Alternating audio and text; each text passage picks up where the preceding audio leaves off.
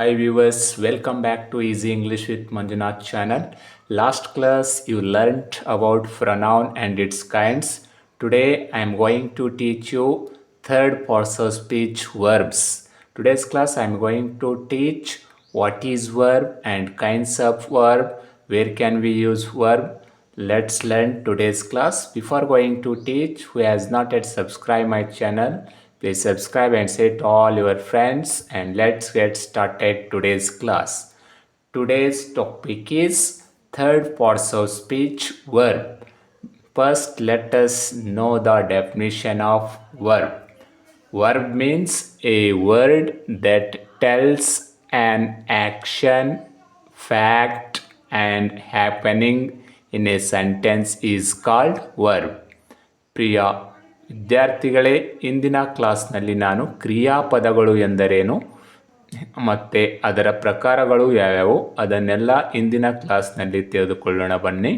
First, ಕ್ರಿಯಾಪದಗಳು ಎಂದರೆ ಒಂದು ವಾಕ್ಯದಲ್ಲಿ ಕ್ರಿಯೆ, ಅಸ್ತಿತ್ವ ಮತ್ತು ಘಟನೆಗಳನ್ನು ತಿಳಿಸುವ ಪದಗಳಿಗೆ ಕ್ರಿಯಾಪದಗಳು ಎನ್ನುವರು. ಅಂದರೆ ಒಂದು ಸೆಂಟೆನ್ಸಲ್ಲಿ ಯಾವುದು ಆ್ಯಕ್ಷನ್ ತೋರಿಸುತ್ತೆ, ಆ್ಯಕ್ಷನ್ ಅಂದರೆ ಕ್ರಿಯೆ, ಒಂದು ವಾಕ್ಯದಲ್ಲಿ ಕೆಲಸ ತೋರಿಸುವ ಪದಗಳಿಗೆ, ಅಥವಾ ಅಸ್ತಿತ್ವ ಎಕ್ಸಿಸ್ಟೆನ್ಸ್ ಅಂತ ಕರಿತೀವಿ, ಅಥವಾ ಫ್ಯಾಕ್ಟ್ ಅನ್ನು ತೋರಿಸುವ ಪದಗಳಿಗೆ, ಅಥವಾ ಘಟನೆಗಳನ್ನು ತೋರಿಸುವ ಪದಗಳಿಗೆ ನಾವು ಕ್ರಿಯಾಪದಗಳು ಎಂದು ಕರೆಯುತ್ತೇವೆ. ಫಾರ್ ಎಕ್ಸಾಂಪಲ್ ನೋಡಿ, ಆ್ಯಕ್ಷನ್ಸ್ ತೋರಿಸುವ ಕೆಲವು ಪದಗಳಂದರೆ ಇಲ್ಲಿ ಸೆಂಟೆನ್ಸಲ್ಲಿ ಕೊಟ್ಟಿದ್ದಾರೆ ನೋಡಿ. Rohit was swimming in the river. ಈ ಒಂದು ಸೆಂಟೆನ್ಸಲ್ಲಿ ಅಂಡರ್ಲೈನ್ ವರ್ಡ್ ಸ್ವಿಮ್ಮಿಂಗ್ ಇದೆ. ಇಲ್ಲಿ ಆ್ಯಕ್ಷನ್ ತೋರಿಸ್ತಾ ಇರೋ ವರ್ಡ್ ಯಾವುದು? Swimming is a verb because ಇದು ಆ್ಯಕ್ಷನ್ ತೋರಿಸ್ತದೆ. ರೋಹಿತನು ಈಜಾಡುತ್ತಾ ಇದ್ದ, ನದಿಯಲ್ಲಿ ಈಜಾಡ್ತಾ ಇದ್ದಿದ್ದ. ಈಜಾಡೋದೊಂದು ಕೆಲಸ ನಡೀತಾ ಇದೆ ಅಲ್ವಾ, ಅದಕ್ಕೋಸ್ಕರ swimming is a verb. Second example ನೋಡಿ, Rashmi called her friend. Rashmi ತನ್ನ ಗೆಳತಿಗೆ ಕರೆ ಮಾಡಿದಳು. ಕರೆ ಮಾಡೋದು ಒಂದು ಆ್ಯಕ್ಷನ್ ನಡೀತಾ ಇದೆ ಅಲ್ಲ, ಕೆಲಸ ನಡೆದಿದೆ ಅಲ್ವಾ, so called is a verb. ಅದೇ ಥರ ಫ್ಯಾಕ್ಟ್ಸನ್ನು ತೋರಿಸುವ ಪದಗಳಿಗೂ ನಾವು ಕ್ರಿಯಾಪದಗಳು ಎಂದು ಕರಿತೇವೆ. For example, I am a doctor. ನಾನು ಡಾಕ್ಟರ್ ಆಗಿದ್ದೇನೆ. ಫ್ಯಾಕ್ಟ್ ಅಂದರೆ ಅಸ್ತಿತ್ವ, ನೀವೇನಾಗಿದ್ದೀರಿ, ನಿಮ್ಮ ಅಸ್ತಿತ್ವ ಏನಿದೆ, ಡಾಕ್ಟರ್ ಆಗಿದ್ದೀರಾ. Am is a verb. Here am ಒಂದು ವರ್ಬ್ ಆಗಿ ಇಲ್ಲಿ ಪರ್ಫಾರ್ಮ್ ಮಾಡ್ತಾ ಇದೆ. ಅದೇ ಥರ Suma was young girl. Suma was young girl. Was ಅನ್ನೋದೇನಿದೆ ಇಲ್ಲಿ ವರ್ಬ್ ಆಗಿದೆ. ಸುಮಾ ಒಬ್ಬ ತರುಣ ಯುವತಿ ಆಗಿದ್ದಾಳೆ. ವಾಸ್ ಇಲ್ಲಿ ಎಕ್ಸಿಸ್ಟೆನ್ಸ್ನ ತೋರಿಸ್ತಾ ಇದೆ, ಅದಕ್ಕೋಸ್ಕರ ವಾಸ್ ಈಸ್ ಎ ವರ್ಬ್. ಅದೇ ಥರ blood is thicker than water. Blood is thicker than water. ವಾಟರ್ಗಿಂತ ಬ್ಲಡ್ಡು ಭಾಳ ಥಿಕ್ಕರ್ ಆಗಿದೆ, ಅದಕ್ಕೋಸ್ಕರ ಈಸ್ ಎ ಹಿಯರ್ ವರ್ಬ್. ಅದೇ ಥರ ಮೂರನೇದೊಂದು ನೋಡಿ, ಹ್ಯಾಪನಿಂಗ್ಸ್. ಮೂರನೇ ಒಂದು ಇದರಲ್ಲಿ ಹ್ಯಾಪನಿಂಗ್ಸ್, ಘಟನೆಗಳನ್ನು ತೋರಿಸೋ ಪದಗಳಿಗೂ ನಾವು ಕ್ರಿಯಾಪದಗಳು ಎಂದು ಕರೆಯುತ್ತೇವೆ.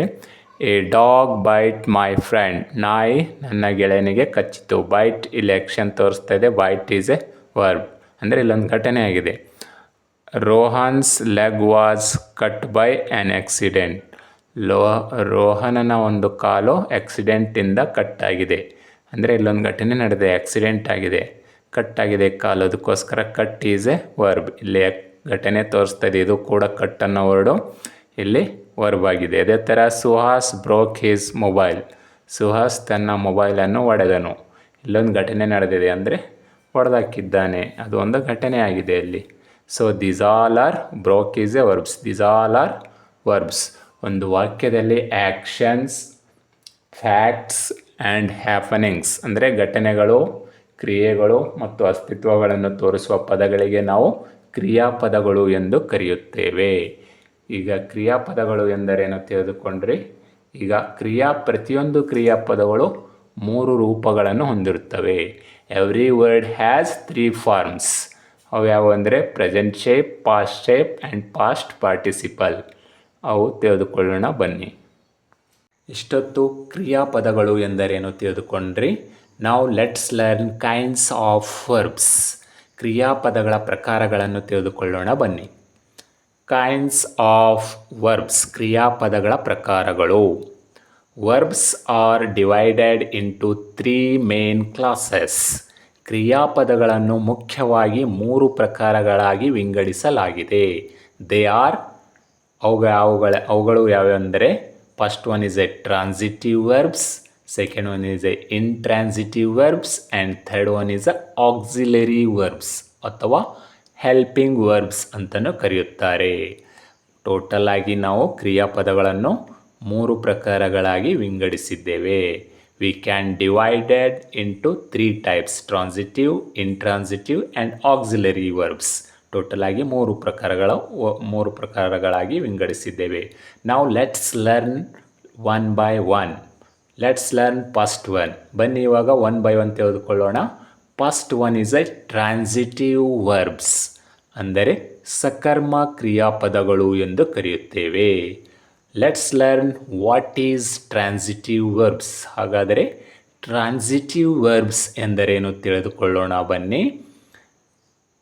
Verb which has an object is termed as transitive verb. Verb which has an object is termed as transitive verb. ಯಾವ ಕ್ರಿಯಾಪದವು ಆಬ್ಜೆಕ್ಟನ್ನು ಹೊಂದಿದೆಯೋ, ಯಾವ ಕ್ರಿಯಾಪದವು ಕರ್ಮಪದವನ್ನು ಹೊಂದಿದೆಯೋ ಅಂಥ ಕ್ರಿಯಾಪದಗಳಿಗೆ ಸಕರ್ಮ ಕ್ರಿಯಾಪದಗಳು ಎಂದು ಕರೆಯುತ್ತೇವೆ. ಇನ್ನು ವಿಸ್ತಾರವಾಗಿ ನೋಡುವುದಾದರೆ ಸಕರ್ಮ ಕ್ರಿಯಾಪದಗಳು ಎಂದರೆ ಒಂದರಿಂದ ಇನ್ನೊಂದಕ್ಕೆ ಸಾಗುವುದು. ಸಕರ್ಮ ಕ್ರಿಯಾಪದಗಳೆಂದರೆ ಒಂದರಿಂದ ಇನ್ನೊಂದಕ್ಕೆ ಸಾಗುವುದು ಎಂದರ್ಥ. ಅಂದರೆ ಕ್ರಿಯೆಯು ಕರ್ತೃವಿನೊಂದಿಗೆ ನಿಲ್ಲದೆ ಕರ್ಮಪದಕ್ಕೆ ಸಾಗಿದರೆ ಅಂಥ ಕ್ರಿಯಾಪದಗಳನ್ನು ಸಕರ್ಮ ಕ್ರಿಯಾಪದಗಳು ಎಂದು ಕರೆಯುತ್ತೇವೆ. ಅಂದರೆ ಸಬ್ಜೆಕ್ಟಿಂದ ಕ್ರಿಯಾಪದ ಅಲ್ಲಿಗೆ ಎಂಡ್ ಆಗೋದಿಲ್ಲ, ಅದು ಆಬ್ಜೆಕ್ಟ್ ಕಡೆಗೆ ಮುಂದೆ ಸಾಗಿದರೆ ಅದಕ್ಕೆ ಟ್ರಾನ್ಸಿಟಿವ್ ವರ್ಬ್ಸ್ ಎಂದು ಕರೆಯುತ್ತೇವೆ. ಅಂದರೆ ಸಬ್ಜೆಕ್ಟಿಂದ ಸ್ಟಾರ್ಟ್ ಆಗಿ ವರ್ಬ್ಸ್ಗೆ ಎಂಡ್ ಆಗೋದಿಲ್ಲ, ಅದು ಮುಂದೆ ಆಬ್ಜೆಕ್ಟ್ ಇರಬೇಕು. ಒಂದು ಸೆಂಟೆನ್ಸಲ್ಲಿ ಸಬ್ಜೆಕ್ಟ್ ವರ್ಬ್ ಮುಂದೆ ಆಬ್ಜೆಕ್ಟ್ ಕಡೆಗೆ ಅದು ಆ್ಯಕ್ಷನ್ ಮುಂದುವರೆದರೆ ಅದಕ್ಕೆ ಟ್ರಾನ್ಸಿಟಿವ್ ವರ್ಬ್ ಎಂದು ಕರೆಯುತ್ತೇವೆ. ಅಲ್ಲಿಗೆ ಸ್ಟಾಪ್ ಆಗೋದಿಲ್ಲ. ಯಾವ ಒಂದು ಕ್ರಿಯಾಪದವು ಕರ್ತೃವಿನೊಂದಿಗೆ ಅಂದರೆ ಕರ್ತೃವಿನೊಂದಿಗೆ ನಿಲ್ಲದೆ ಅದು ಕರ್ಮಪದಕ್ಕೆ ಅಂದರೆ ಆಬ್ಜೆಕ್ಟ್ ಕಡೆಗೆ ಸಾಗಿದರೆ ಅಂಥ ಕ್ರಿಯಾಪದಗಳನ್ನು ಸಕರ್ಮ ಕ್ರಿಯಾಪದಗಳು ಎಂದು ಕರೆಯುತ್ತೇವೆ. ಲೆಟ್ಸ್ ಲರ್ನ್ ಎಕ್ಸಾಂಪಲ್ಸ್ ಕಲಿಯೋಣ ಬನ್ನಿ. You can understand very well. ನಿಮಗೆ ಇನ್ನೂ ಚೆನ್ನಾಗಿ ಅರ್ಥ ಆಗುತ್ತದೆ.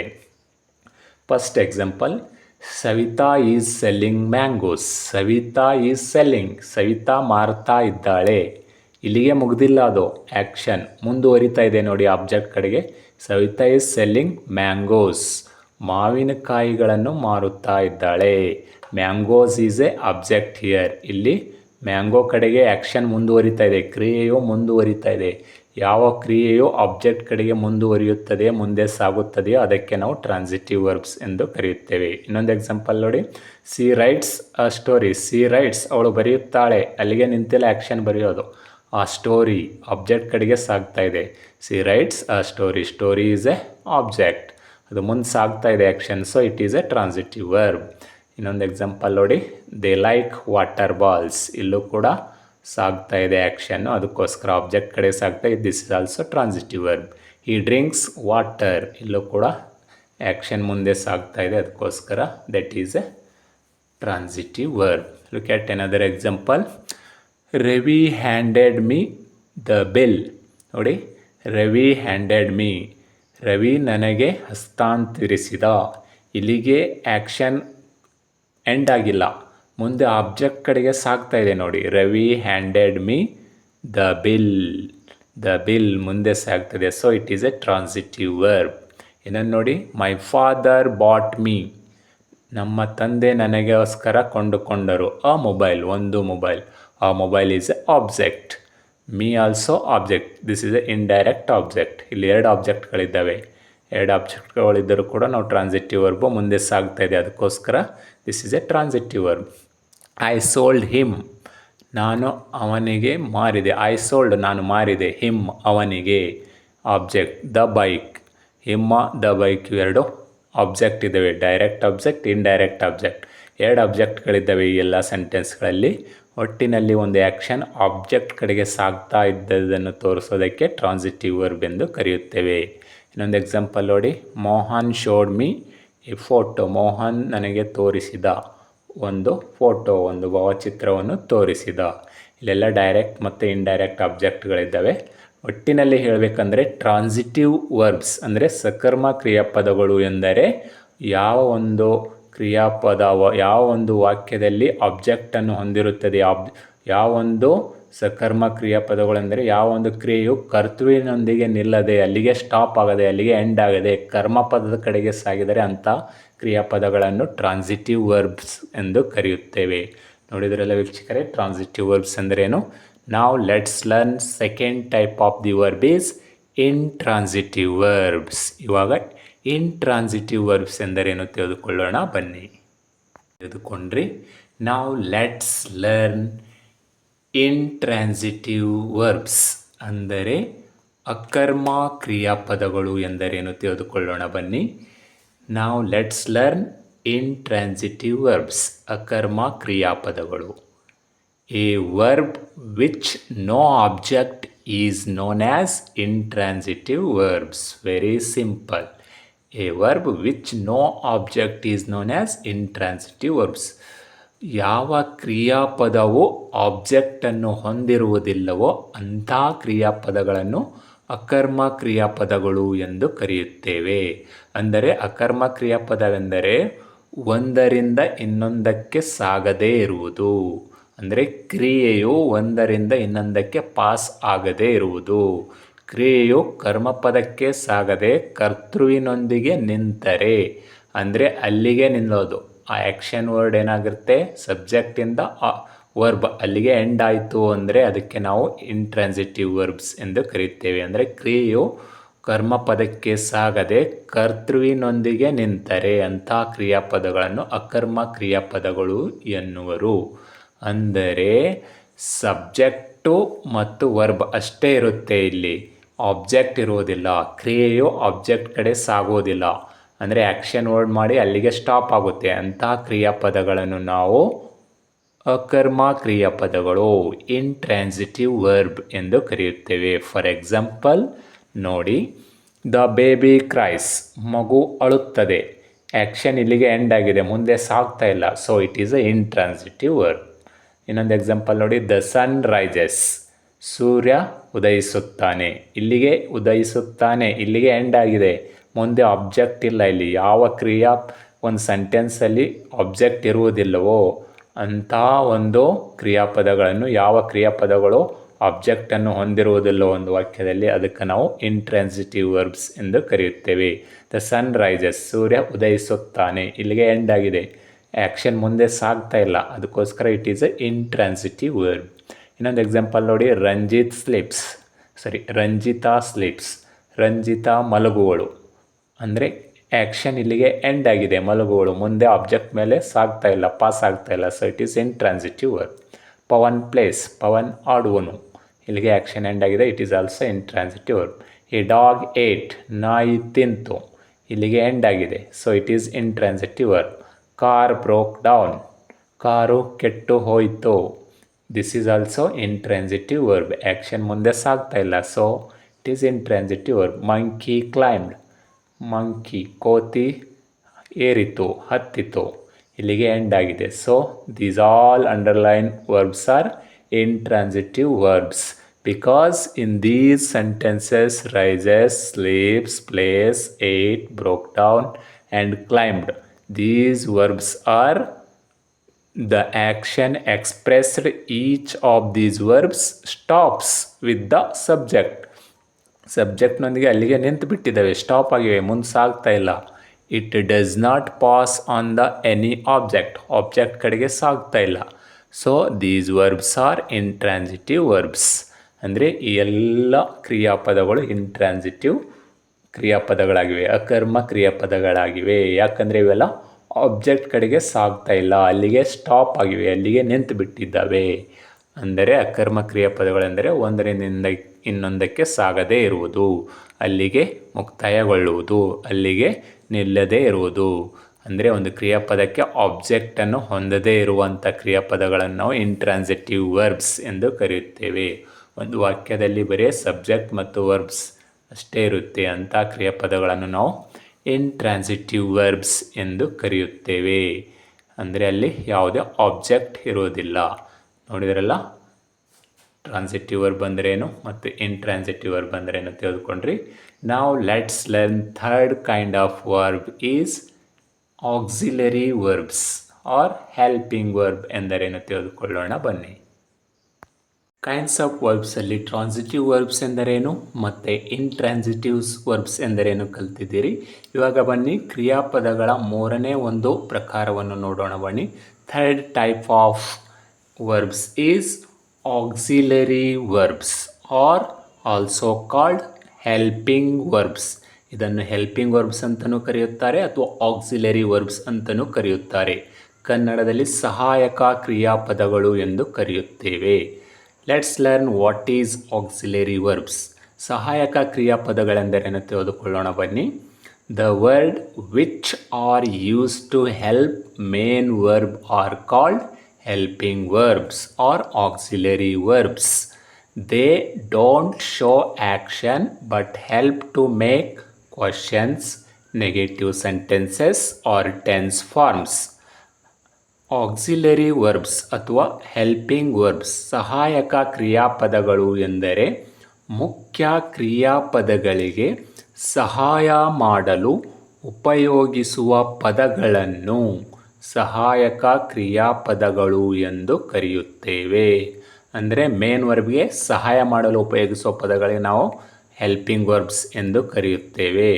ಅವು ಕ್ರಿಯೆಗಳನ್ನು ತೋರಿಸುವುದಿಲ್ಲ, ಅವು ಯಾವುದೇ ಆ್ಯಕ್ಷನನ್ನು ತೋರಿಸುವುದಿಲ್ಲ, ಆದರೆ ಅವು ಪ್ರಶ್ನೆಗಳನ್ನು, ನಕಾರಾತ್ಮಕ ವಾಕ್ಯಗಳನ್ನು ಮತ್ತು ಕಾಲಗಳ ರೂಪಗಳನ್ನು ರಚಿಸಲು ಸಹಾಯ ಮಾಡುತ್ತವೆ.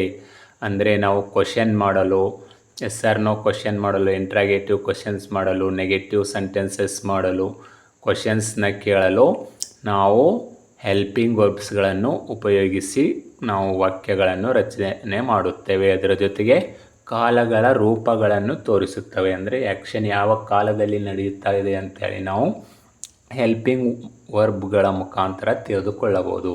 ಆ್ಯಕ್ಷನ್ ಇನ್ ಪ್ರೆಸೆಂಟಲ್ಲಿ ನಡೀತಾ ಇದೆಯೋ, ಪಾಸ್ಟಲ್ಲಿ ನಡೀತಾ ಇದೆಯೋ ಅಂಥೇಳಿ ನಾವು ಸಹಾಯಕ ಕ್ರಿಯಾಪದಗಳ ಮುಖಾಂತರನೂ ನಾವು ಅರ್ಥ ಮಾಡಿಕೊಳ್ಳಬಹುದು. For example, I am going. ಇಲ್ಲಿ ಐ ಆಮ್ ಗೋಯಿಂಗ್ ನಾನು ಹೋಗ್ತಾ ಇದ್ದೇನೆ. ಆ್ಯಮ್ ಅನ್ನೋದು ಇದೊಂದು ಹೆಲ್ಪಿಂಗ್ ವರ್ಬ್ ಇದೆ. ಇಲ್ಲೇನು ತೋರಿಸ್ತಾ ಇದೆ? ಟೈಮ್ನ ತೋರಿಸ್ತಾ ಇದೆ. ಗೋಯಿಂಗ್ ಹೋಗ್ತಾ ಇರುವ ಸಮಯ ಯಾವಾಗ ನಡೀತಾ ಇದೆ?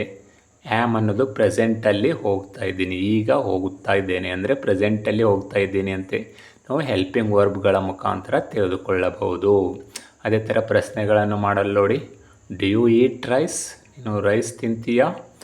ಇಲ್ಲಿ ಡು ಅನ್ನೋದು ಹೆಲ್ಪಿಂಗ್ ವರ್ಬ್ ಆಗಿ ಯೂಸ್ ಮಾಡಿದ್ದೇವೆ ಪ್ರಶ್ನೆಗಳನ್ನು ಕೇಳಲು, ಎಸ್ ಆರ್ ನೋ ಕ್ವಶನ್ಸ್ ಕೇಳಲು. ಅದಕ್ಕೆ ಇಂಟ್ರಾಗೇಟಿವ್ ಕ್ವಶನ್ಸ್ ಅಂತೇಳಿ ಕರೀತಾರೆ ಇವಕ್ಕೆ. Have you done your homework? ನೀನು ಹೋಮ್ವರ್ಕ್ ಮಾಡಿದೀಯಾ? ಹ್ಯಾವ್ ಅನ್ನೋದು ಇಲ್ಲಿ ಹೆಲ್ಪಿಂಗ್ ವರ್ಬ್ ಆಗಿದೆ. ಅದೇ ಥರ he did not read newspaper. ಅವನು ನ್ಯೂಸ್ ಪೇಪರ್ ಓದಲಿಲ್ಲ. ಅಂದರೆ ಇಲ್ಲಿ ನೆಗೆಟಿವ್ ಸೆಂಟೆನ್ಸ್ ಮಾಡಲು ಕೂಡ ನಾವು ಹೆಲ್ಪಿಂಗ್ ವರ್ಬ್ಗಳನ್ನು ಉಪಯೋಗಿಸುತ್ತೇವೆ. ಈಗ ಹೆಲ್ಪಿಂಗ್ ವರ್ಬ್ಸ್ ಅಥವಾ ಆಕ್ಸಿಲರಿ ವರ್ಬ್ಸ್ಗಳನ್ನು ನಾವು ಎರಡು ಪ್ರಕಾರಗಳಾಗಿ ವಿಂಗಡಿಸುತ್ತೇವೆ. We can divided helping verbs into two types. Kinds of auxiliary verbs, kinds of helping verbs, ಸಹಾಯಕ ಕ್ರಿಯಾಪದಗಳ ಪ್ರಕಾರಗಳು. We can divide into helping verbs two types. First one is a primary auxiliary verbs and second type is modal auxiliary verbs. Now let us learn first type, primary auxiliary verbs. Let's learn auxiliary verbs ಅಥವಾ helping verbs. Auxiliary ವರ್ಬ್ಸ್ಗಳಲ್ಲಿ ಎರಡು ಪ್ರಕಾರಗಳಿವೆ. First one is A primary auxiliary verbs, ಮೂಲ ಸಹಾಯಕ ಕ್ರಿಯಾಪದಗಳು. Second one is A model auxiliary verbs. Now let us learn first one, primary auxiliary verbs ಎಂದರೇನು ನೋಡೋಣ ಬನ್ನಿ. Primary auxiliary verbs, ಮೂಲ ಸಹಾಯಕ ಕ್ರಿಯಾಪದಗಳು. There are three primary helping verbs. There are three primary auxiliary verbs. ಅಂದರೆ primary auxiliary ವರ್ಬ್ಸಲ್ಲಿ ಮೂರು auxiliary ವರ್ಬ್ಸ್ಗಳಿದ್ದಾವೆ, 3 ಪ್ರೈಮರಿ ಆಕ್ಸಿಲರಿ ವರ್ಬ್ಸ್ಗಳಿದ್ದಾವೆ. They have no meaning as auxiliary verbs, ಅವು ಯಾವುದೇ ಮೀನಿಂಗ್ ಕೊಡೋದಿಲ್ಲ. But as main verb they have meaning, main verb ಆಗಿ ಅವು ಅರ್ಥವನ್ನು ಕೊಡುತ್ತವೆ. ದೇರ್ ಆರ್ 3 ಪ್ರೈಮರಿ ಆಕ್ಸಿಲರೀಸ್, ಮೂಲ ಸಹಾಯಕ ಕ್ರಿಯಾಪದಗಳು 3 ಇದ್ದಾವೆ. First one is a B, second one is a have and third one is a do. Be ಅಂದರೆ ಎಕ್ಸಿಸ್ಟ್, ಅಸ್ತಿತ್ವವನ್ನು ತೋರಿಸುತ್ತದೆ, ಅಥವಾ ಅಕ್ಕರ್ಡ್ ಆಗಿರು, ಆ್ಯಂಡ್ ಬಿಕಮ್ ಇರು, ಆಗಿರು ಅನ್ನೋ ಒಂದು ಮೀನಿಂಗನ್ನು ಕೊಡುತ್ತದೆ ಬಿ. ಇದು ಫಸ್ಟ್ ಪ್ರೈಮರಿ ಆಕ್ಸಿಲರಿ ವರ್ಬ್ಸಲ್ಲಿ first one. Second one have. Have ಅಂದರೆ ಟೇಕ್ ಆರ್ ಪೊಸೆಸ್, ಅಂದರೆ ಹೊಂದಿರು, ಅಂದರೆ ಪೊಸೆಷನನ್ನು ತೋರ್ಸೋಕ್ಕೆ ಹ್ಯಾವನ್ನು ಯೂಸ್ ಮಾಡ್ತೇವೆ. ಅದೇ ಥರ ಥರ್ಡ್ ಪ್ರೈಮರಿ ಆಕ್ಸಿಲರಿ ವರ್ಬ್ ಅಂದರೆ ಡೂ, ಅಂದರೆ ಪರ್ಫಾರ್ಮ್, ಮಾಡು ಅನ್ನೋ ಒಂದು ಅರ್ಥವನ್ನು ಕೊಡುತ್ತದೆ. ಈ 3 ಪ್ರೈಮರಿ ಆಕ್ಸಿಲರಿ ವರ್ಬ್ಸ್ಗಳನ್ನು ನಾವು ಪ್ರೆಸೆಂಟ್ ಟೆನ್ಸಲ್ಲಿ, ಪಾಸ್ಟ್ ಟೆನ್ಸಲ್ಲಿ ಮತ್ತು ಕಂಟಿನ್ಯೂಸ್ ಟೆನ್ಸಲ್ಲಿ ಮತ್ತು ಪರ್ಫೆಕ್ಟ್ ಟೆನ್ಸ್ಗಳಲ್ಲಿ ನಾವು ಉಪಯೋಗಿಸಿದಾಗ ಯಾವ ಥರ ಅರ್ಥವನ್ನು ಕೊಡುತ್ತದೆ ಸಿಂಗ್ಯುಲರ್ ಮತ್ತು ಪ್ಲ್ಯೂರಲ್ ಆಗಿ ನೋಡೋಣ ಬನ್ನಿ. ಆಕ್ಸಿಲರಿ ವರ್ಬ್ಸ್ ಬಿನ ನಾವು ಪ್ರೆಸೆಂಟ್ ಟೆನ್ಸಲ್ಲಿ ಸಿಂಗ್ಯುಲರ್ ಮತ್ತು ಪ್ಲ್ಯೂರಲ್ ಆಗಿ ಯೂಸ್ ಮಾಡಿದಾಗ ಇಲ್ಲಿ ಈಸ್ ಮತ್ತು ಆ್ಯಮ್ ಅನ್ನೋ 2 ಸಹಾಯಕ ಕ್ರಿಯಾಪದಗಳು ಸಿಂಗ್ಯುಲರ್, ಪ್ರೆಸೆಂಟ್ ಟೆನ್ಸಲ್ಲಿ ಸಿಂಗ್ಯುಲರ್ ಆಗಿ ಯೂಸ್ ಮಾಡ್ತೇವೆ. ಅದೇ ಥರ ಪಾಸ್ಟ್ ಟೆನ್ಸಲ್ಲಿ ಆರ್ ಅನ್ನೋ ಒಂದು ಸಹಾಯಕ ಕ್ರಿಯಾಪದವನ್ನು ಪ್ಲ್ಯೂರಲ್ ಆಗಿ ಯೂಸ್ ಮಾಡುತ್ತೇವೆ. ಅದೇ ಥರ ನಾವು ಪಾಸ್ಟ್ ಟೆನ್ಸಲ್ಲಿ ಸಿಂಗ್ಯುಲರ್ ಆಗಿ ವಾಸ್ ಅನ್ನೋ ಬಿ ಫಾರ್ಮ್ನ ಯೂಸ್ ಮಾಡುತ್ತೇವೆ. ಅದೇ ಥರ ಪ್ಲ್ಯೂರಲ್ ಆಗಿ ವರ್ ಎಂಬ ಬಿ ಫಾರ್ಮನ್ನು ಯೂಸ್ ಮಾಡುತ್ತೇವೆ. ಅದೇ ಥರ ಕಂಟಿನ್ಯೂಸ್ ಟೆನ್ಸಲ್ಲಿ ನಾವು ಸಿಂಗ್ಯುಲರ್ ಆಗಿ ಬಿ ಫಾರ್ಮನ್ನು ಬೀಯಿಂಗ್ ಅನ್ನೋ ಒಂದು ಬಿ ಫಾರ್ಮ್ನ ಯೂಸ್ ಮಾಡ್ತೇವೆ. ಅದೇ ಥರ ಪ್ಲ್ಯೂರಲಲ್ಲಿ ಕೂಡ ಬೀಯಿಂಗ್ ಅನ್ನೋ ಒಂದು ಬಿ ಫಾರ್ಮನ್ನು ನಾವು ಕಂಟಿನ್ಯೂಸ್ ಟೆನ್ಸಲ್ಲಿ ಉಪಯೋಗಿಸುತ್ತೇವೆ. ಅದೇ ಥರ ಪರ್ಫೆಕ್ಟ್ ಟೆನ್ಸಲ್ಲಿ ನಾವು ಬಿ ಫಾರ್ಮ್ ಆದಂಥ ಬೀನ್ ಎಂಬ ಬಿ ಫಾರ್ಮನ್ನು ನಾವು ಸಿಂಗ್ಯುಲರ್ ಆಗಿಯೂ ಮತ್ತು ಬೀನ್ ಎಂಬ ಬಿ ಫಾರ್ಮು ಪ್ಲ್ಯೂರಲ್ ಆಗಿಯೂ ಯೂಸ್ ಮಾಡುತ್ತೇವೆ. ಬಿ ಅಂದರೆ ನೋಡಿದ್ರಲ್ಲ, ಪ್ರೆಸೆಂಟಲ್ಲಿ ಈಸ್ ಮತ್ತು ಆ್ಯಮ್ ಸಿಂಗ್ಯುಲರ್ ಆಗಿ, ಮತ್ತು ಪ್ಲ್ಯೂರಲಲ್ಲಿ ಆರ್ ಅನ್ನೋ ಬಿ ಫಾರ್ಮನ್ನು ನಾವು ಪ್ಲ್ಯೂರಲ್ ಆಗಿ ಯೂಸ್ ಮಾಡ್ತೇವೆ ಪ್ರೆಸೆಂಟ್ ಟೆನ್ಸಲ್ಲಿ. ಪಾಸ್ಟಲ್ಲಿ ವಾಸ್ ವರ್, ಮತ್ತು ಕಂಟಿನ್ಯೂಸಲ್ಲಿ ಬೀಯಿಂಗ್, ಪರ್ಫೆಕ್ಟ್ ಟೆನ್ಸಲ್ಲಿ ಬೀನ್ ಎಂಬ ಬಿ ಫಾರ್ಮ್ಗಳನ್ನು ನಾವು ಉಪಯೋಗಿಸುತ್ತೇವೆ. ಅದೇ ಥರ ಎರಡನೇ ಒಂದು ಪ್ರೈಮರಿ ಆಕ್ಸಿಲರಿ ವರ್ಬು ಹ್ಯಾವ್ ನಾವು ಪ್ರೆಸೆಂಟ್ ಟೆನ್ಸಲ್ಲಿ ಸಿಂಗ್ಯುಲರ್ ಆಗಿ ಹ್ಯಾಸ್ ಎಂಬ ಒಂದು ಪ್ರೈಮರಿ ಆಕ್ಸಿಲರಿ ವರ್ಬನ್ನು ಯೂಸ್ ಮಾಡುತ್ತೇವೆ. ಅದೇ ಪ್ರೆಸೆಂಟ್ ಟೆನ್ಸಲ್ಲಿ ಪ್ಲ್ಯೂರಲ್ ಆಗಿ ಹ್ಯಾವ್ ಎಂಬ ಪ್ರೈಮರಿ ಆಕ್ಸಿಲರಿ ವರ್ಬನ್ನು ಉಪಯೋಗಿಸುತ್ತೇವೆ. ಅದೇ ಪ್ರೈಮರಿ ಆಕ್ಸಿಲರಿ ವರ್ಬ್ ಪಾಸ್ಟ್ ಟೆನ್ಸಲ್ಲಿ ಸಿಂಗ್ಯುಲರ್ ಆಗಿ ಮತ್ತು ಪ್ಲ್ಯೂರಲ್ ಆಗಿ ಹ್ಯಾಡ್ ಎಂಬ ಒಂದು ಪ್ರೈಮರಿ ಆಕ್ಸಿಲರಿ ವರ್ಬನ್ನು ಉಪಯೋಗಿಸುತ್ತೇವೆ. ಅದೇ ಕಂಟಿನ್ಯೂಸ್ ಟೆನ್ಸಲ್ಲಿ ಹ್ಯಾವಿಂಗ್ ಅನ್ನೋ ಒಂದು ಪ್ರೈಮರಿ ಆಕ್ಸಿಲರಿ ವರ್ಬನ್ನು ಸಿಂಗ್ಯುಲರ್ ಆಗಿಯೂ ಮತ್ತು ಪ್ಲ್ಯೂರಲ್ ಆಗಿಯೂ ಉಪಯೋಗಿಸುತ್ತೇವೆ. ಪರ್ಫೆಕ್ಟ್ ಟೆನ್ಸಲ್ಲಿ ಇದು ಇರುವುದಿಲ್ಲ. ಅದೇ ಥರ ಮೂರನೇ ಒಂದು ಪ್ರೈಮರಿ ಆಕ್ಸಿಲರಿ ವರ್ಬ್ಸಲ್ಲಿ ಡೂ ಎಂಬ ಒಂದು ಪ್ರೈಮರಿ ಆಕ್ಸಿಲರಿ ವರ್ಬ್ ಪ್ರೆಸೆಂಟ್ ಟೆನ್ಸಲ್ಲಿ ಡೂ ಮತ್ತು ಡಸ್ಗಳನ್ನು ಸಿಂಗ್ಯುಲರ್ ಆಗಿಯೂ ಡೂ ಅನ್ನು ಪ್ಲ್ಯೂರಲ್ ಆಗಿಯೂ ಉಪಯೋಗಿಸುತ್ತೇವೆ. ಅದೇ ಪಾಸ್ಟ್ ಟೆನ್ಸಲ್ಲಿ ಡಿಡ್ ಎಂಬ ಒಂದು ಪ್ರೈಮರಿ ಆಕ್ಸಿಲರಿ ವರ್ಬು ಸಿಂಗ್ಯುಲರ್ ಮತ್ತು ಪ್ಲ್ಯೂರಲ್ ಆಗಿ ಉಪಯೋಗಿಸುತ್ತೇವೆ. ನೋಡಿದ್ರಲ್ಲ ವೀಕ್ಷಕರೇ, ಪ್ರೈಮರಿ ಆಕ್ಸಿಲರಿ ವರ್ಬ್ಸಲ್ಲಿ ನಾವು 3 ಪ್ರೈಮರಿ ಆಕ್ಸಿಲರಿ ವರ್ಬ್ಸ್ಗಳಿದ್ದಾವೆ. First one is a be, second one is a have, third one is a do. Be ಅಂದರೆ ಇರು, ಆಗಿರು, ಅಸ್ತಿತ್ವ, ಅಕರೆನ್ಸ್, ಎಕ್ಸಿಸ್ಟೆನ್ಸ್ ಅನ್ನು ತೋರಿಸುತ್ತೆ. ಹ್ಯಾವ್ ಅನ್ನೋ ಒಂದು primary auxiliary verb take or possession, ಹೊಂದಿರು ಅನ್ನೋ ಒಂದು ಮೀನಿಂಗನ್ನು ಕೊಡುತ್ತೆ. ಅದೇ ಥರ third primary auxiliary verb do ಅನ್ನೋದು ಪರ್ಫಾರ್ಮೆನ್ಸ್, ಮಾಡು ಅನ್ನೋ ಒಂದು ಅರ್ಥವನ್ನು ಕೊಡುತ್ತದೆ. ಇವು ಪ್ರೆಸೆಂಟ್ ಟೆನ್ಸ್, ಪಾಸ್ಟ್ ಟೆನ್ಸ್ ಮತ್ತು ಕಂಟಿನ್ಯೂಸ್ ಟೆನ್ಸ್ಗಳಲ್ಲಿ ಯಾವ ರೀತಿಯಾಗಿ ಪ್ರೈಮರಿ ಆಕ್ಸಿಲರಿ ವರ್ಬ್ಸ್ಗಳನ್ನು ಉಪಯೋಗಿಸಬಹುದು ಎಂದು ಈ ಒಂದು ಕೋಷ್ಟಕದ ಮುಖಾಂತರ ನೀವು ಕಲ್ತಿದ್ದೀರಿ. ಇವಾಗ ನೋಡೋಣ ಬನ್ನಿ, ಸೆಕೆಂಡ್ ಆಕ್ಸಿಲರಿ ವರ್ಬ್ಸ್ಗಳಲ್ಲಿ ಎರಡನೇ ಪ್ರಕಾರವಾದಂಥ ಮಾಡೆಲ್ ಆಕ್ಸಿಲರಿ ವರ್ಬ್ಸ್ ಎಂದರೇನು ತಿಳಿದುಕೊಳ್ಳೋಣ ಬನ್ನಿ. ಕ್ರಿಯಾಪದಗಳೆಂದರೇನು ತಿಳಿದುಕೊಂಡ್ರಿ. ಇವಾಗ ಬನ್ನಿ ಕ್ರಿಯಾಪದಗಳ ರೂಪಗಳನ್ನು ನೋಡೋಣ ಬನ್ನಿ. ಅಂದರೆ ಪ್ರತಿಯೊಂದು ಕ್ರಿಯಾಪದಕ್ಕೂ 3 ರೂಪಗಳಿರ್ತವೆ. ಪ್ರತಿಯೊಂದು ಕ್ರಿಯಾಪದಕ್ಕೂ 3 ರೂಪಗಳಿರ್ತವೆ. ಫಸ್ಟ್ ಫಾರ್ಮ್ ಅಂದರೆ ಕ್ರಿಯಾಪದದ ಮೊದಲನೇ ರೂಪಕ್ಕೆ ಪ್ರೆಸೆಂಟ್ ಶೇಪ್ ಎಂದು ಕರೆಯುತ್ತೇವೆ. ಅದೇ ಥರ ಕ್ರಿಯಾಪದದ ಎರಡನೇ ರೂಪಕ್ಕೆ ಪಾಸ್ಟ್ ಶೇಪ್ ಎಂದು ಕರೆಯುತ್ತೇವೆ. ಅದೇ ಥರ ಕ್ರಿಯಾಪದದ ಮೂರನೇ ರೂಪಕ್ಕೆ ಪಾಸ್ಟ್ ಪಾರ್ಟಿಸಿಪಲ್ ಎಂದು ಕರೆಯುತ್ತೇವೆ. ನಾವು ಶಾರ್ಟಾಗಿ V1, V2, V3 ಎಂದು ಕರೆಯುತ್ತೇವೆ. ಅಂದರೆ ಪ್ರತಿಯೊಂದು ಕ್ರಿಯಾಪದಕ್ಕೆ 3 ರೂಪಗಳಿರುತ್ತವೆ. ಇನ್ನು ING ಫಾರ್ಮ್ ಹಚ್ಚಿದರೆ ಅಂದರೆ ಪ್ರೆಸೆಂಟ್ ಶೇಪಿಗೆ ING ಫಾರ್ಮ್ ಹಚ್ಚಿದರೆ 4ನೇ ರೂಪವಾಗುತ್ತದೆ. ಅದು ಈಸಿಯಾಗಿ ಮಾಡಬಹುದು. ಮೇನಾಗಿ ನಾವು present shape, past shape and past participle ಎನ್ನೋ 3 ರೂಪಗಳನ್ನು ಕ್ರಿಯಾಪದಗಳಿಗೆ ನೋಡಬಹುದು. ಫಾರ್ ಎಕ್ಸಾಂಪಲ್ ನೋಡಿ, ಇಲ್ಲಿ ಫಸ್ಟ್ ಶೇಪ್ ಗೋ ಇದ್ದರೆ ಪಾಸ್ಟ್ ಶೇಪು ವೆಂಟ್ ಆಗುತ್ತೆ. ಅದೇ ಥರ ಪಾಸ್ಟ್ ಪಾರ್ಟಿಸಿಪಲ್ಲು ಗಾನ್ ಆಗುತ್ತೆ. ಸಾರಿ, ಏನಾಗಬೇಕು? ಗಾನ್ ಆಗಬೇಕು. Go, went, gone.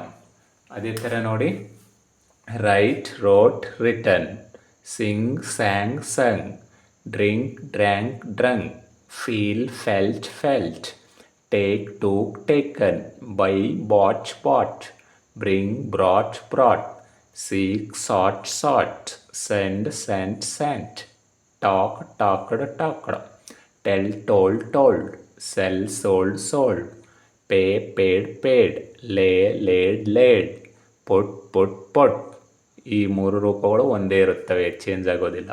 Cut, cut, cut, call, called, called, say, said, said, come, came, come, close, closed, closed, open, opened, opened, read, read, read, hit, hit, hit, sit, sit, sit, pray, prayed, prayed, beg, begged, begged, pick, picked, picked, request, requested, requested, see, saw, seen, check, checked, checked, create, created, created, fall, fell, fell, born, borned, born, burn, burnt, burnt, spend, spent, spent, lend, lent, lent, bend, bent, bent, tear, torn, torn, wear, wore, worn, win, won, won, get, got, got, give, gave, given.